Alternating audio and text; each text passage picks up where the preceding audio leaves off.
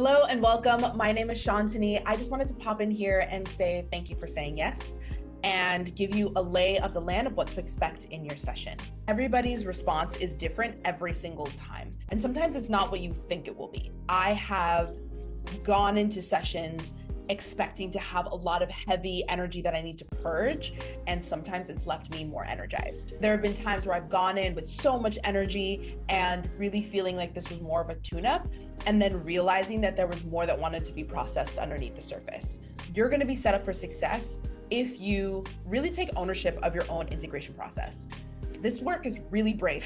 Come in with something to offer up, to place on a metaphorical altar, and knowing at least energetically what you'd like to gain by placing something on that altar.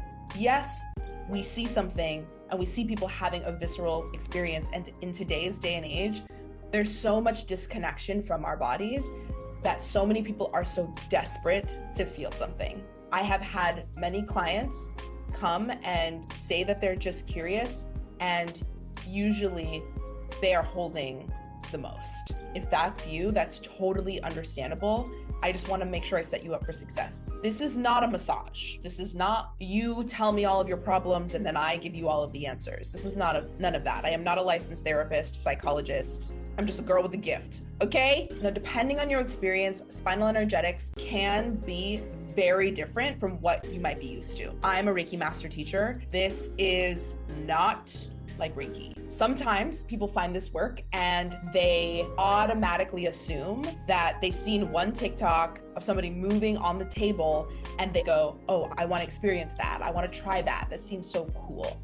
It is really cool. And at the same time, that is not everyone's way of expressing. If you're coming in here with the notion that you saw this on the internet, you found me through someone else, or you stumbled across a reel that makes you curious, what about the work is actually piquing your curiosity? I'm facilitating the external environment, the energetic environment. You are facilitating the internal environment. So let me explain that. This is a co-creative experience. I will ask you in the session, which you can do even now. You can close your eyes and deepen your breath. Take a deep breath in, deep breath out, and just notice how the breath feels as it goes in through the nose and you let it softly fall out the mouth. And start to focus your awareness on that sensation of the chest expanding, the ribs flaring, and now drop your awareness half an inch underneath your skin.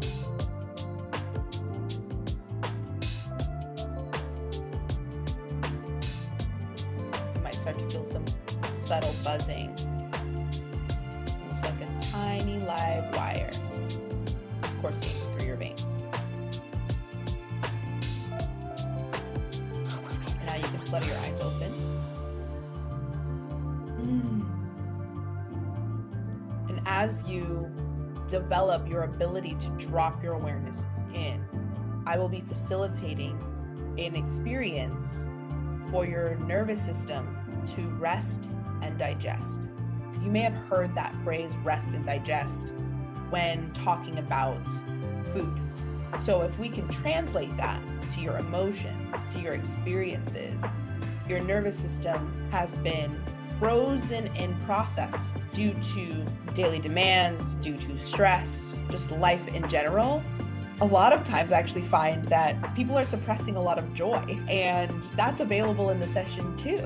So coming with an open heart, coming with an open mind, doing your best to soften your grip around what you might have seen on TikTok or Instagram or whatever, and giving yourself a chance to be present to your lived experience and be in your body and know this body that sometimes we just ignore.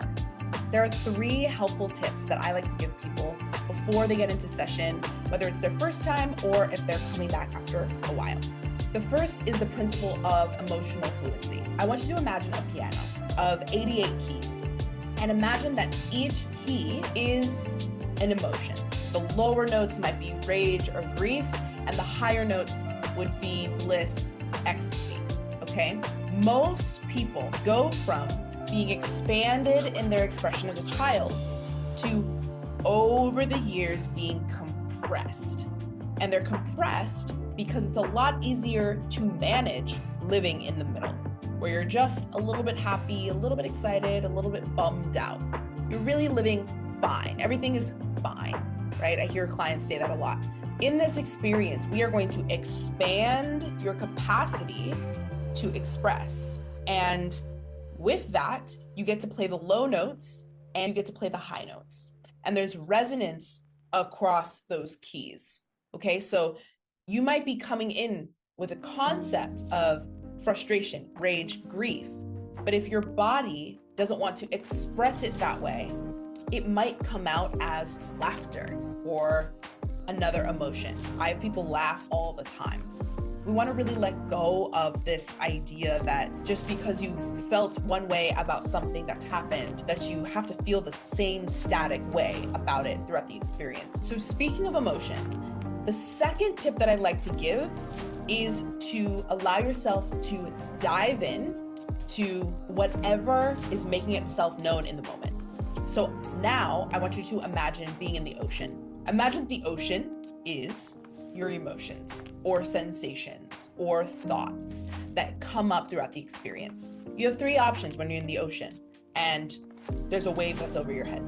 Option one is you can dig your feet down into the sand and hope it doesn't knock you over. But if the wave is over your head, you're gonna get wiped out. Option two is to try to jump over the wave. You might have seen that if you've ever been to the beach where people kind of wait and then they try to jump over the wave. Now, if the wave is over your head, you will likely not be able to jump that high, right? So the third option, which is the option that this practice is to dive in. If you've ever seen surfers, they're going in with their boards, they dive into the waves, they go underneath, and they come back up on the other side. That is what the invitation is here. The invitation is not to try to dig your feet in, and it is not to try to jump and bypass whatever's coming through. Your experience will be exponentially more impactful and more effective if you consistently dive into the wave. Your investment does have a ripple effect in your experience and beyond your experience. Sometimes people come in and it's just a ripple. That doesn't mean that small ripple is not felt underneath the surface, right? But some people are here for a splash. And a lot of times the people who are attracted to Spinal Energetics, they crave the splash and they come in with a little reservation because they're not fully sure that they will be able to hold that current. You will go down under the water and you will come up. You might have a little sand in your britches, but I will make sure that you always come up and that you don't drown. My last tip is you will only go as far as your body is ready, not as far as you think you will go. You will go as far as your body is ready. And you are co-creating that with me. I will cue you and talk to you throughout the experience. This is not one of those experiences where you cannot talk back. I very much encourage it, especially in the beginning. Usually once we get into the session, words are not a thing for a lot of people. I look forward to centering your experience and really stewarding the magic that is the human experience with you. I truly know that you've got this. There's nothing inside of you that you cannot hold because you've already been holding it. This is just about now taking that weight from the inside and allowing it to be expressed so that you can feel a little bit lighter after the session. So I look forward to working with you and I'll see you on the inside.